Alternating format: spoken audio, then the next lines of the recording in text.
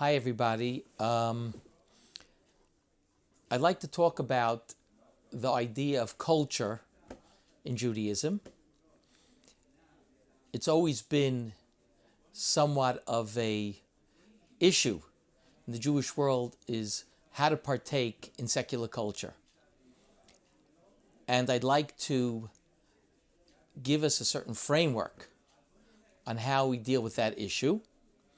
It's interesting that we find a machlokis in Masechet Shabbos, something that people don't really take note of, but there is a comment in a very famous story of Reb Shimon Bar Yochai, I think it's Daf Lamed Gimel, where Reb Yehuda makes a comment. He opens up a discussion, and he says, how beautiful are the works of the Romans.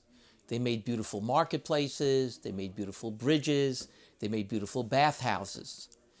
And it says Rabbi Yossi was quiet, but Reb Shimon Bar Yochai immediately replied and said, well, everything they did, the bathhouses they did in order to just give themselves a tremendous amount of pleasure.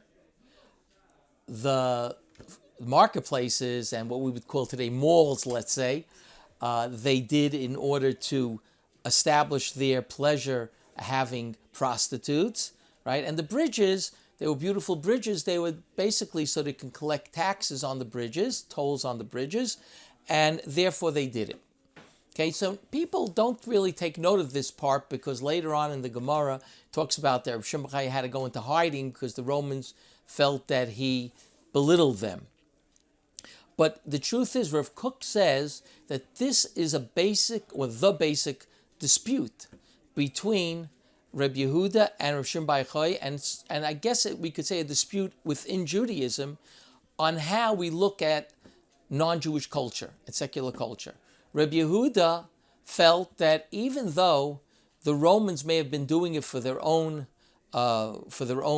profit or for their own pleasure, still in all, we have to take note of the fact that there's beauty out there, that the Romans created beauty. They created a beautiful bathhouse, they created beautiful marketplaces, malls. Reb Shimon Bar Yochai says, well, we have to take a look behind. Why are they doing this, right? So there seems to be a dispute here on whether we should really partake in secular culture. This is what Rav Kook says. And one thing we do see from over here is that in Judaism, we can actually, according to Rabbi Yehuda, and there's no psak halacha here, like Reb Shimon Bar Yochai as opposed to Rabbi Yehuda, according to Rabbi Yehuda, we can actually, in some shape or form, partake in culture. And the question is, okay, does Judaism have lines, right? Can we just have pleasure, just for pleasure's sake, right? Can we be involved in sports? Can we get involved with going to, sports games? Can we be involved in going to, let's say, we would have Disney World as part of American culture, Western culture, the arts, the movies, and so on and so forth, assuming that halachically it's permitted, right? The question of just culture, are we allowed to partake in a culture that the non-Jews created for us? And the Rambam seems to say that there has to be a context for the culture. You don't have culture for culture's sake. One of the main sources, the Rambam doesn't bring this, but the main source probably is Yaftel Kim Liyefes V'Yishkam Ba'al Le'Shem. No, it's the Greeks, more than any other nation, brought to the world beauty, pleasure, and the question really is can I partake in that pleasure exactly the same way that the Greeks are, put it forth. And it would seem from the pasuk Yaftel Kim Liyefes, he got this bracha from Noach, his father. The beauty of Yefes is great. V'yishkam ba'ol le'shem. It can dwell in all le'shem. By the way, the Mishnah says, or the Gemara says that that we can write a Sefer Torah in Greek because the lettering is so beautiful, right? But it has to be Ba'al Le'Shem, meaning it has to be a Sefer Torah. In other words, there is a concept of beauty in Judaism, and we're all for it, right? There is a concept of music in Judaism, and we're all for it. Arts, we're all for it. A pleasure walk, we're really all for it. The question is, is that alone enough for a Jew to partake in it? I can have pleasure because it doesn't say I can't have pleasure.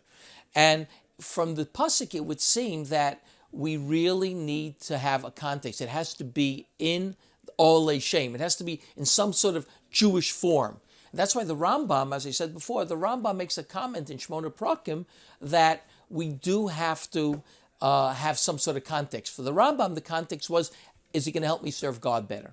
Right? Is that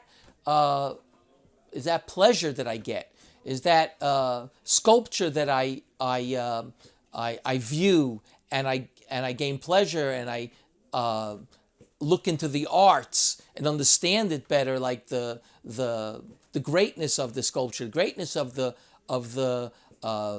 actor, and so on and so forth. Is that in some way going to make me a better Jew? Am I going to serve God better? If I won't serve God better, the Rambam says you could leave it. If I will serve God better, and of course it doesn't mean I have to serve God better in the sense of right after I go to the museum of some sort of art museum, right?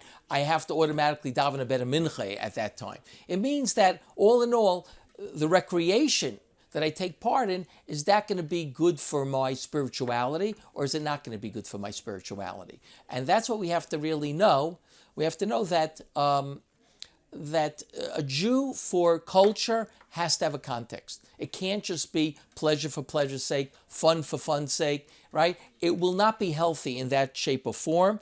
It has to have the context of, according to Rambam, it has to have the context of, am I going to serve God better? If you don't go with the Rambam, in any event, it has to have some sort of Jewish context for having this pleasure, for having this fun, for having the thrill, for being part of the culture that we have.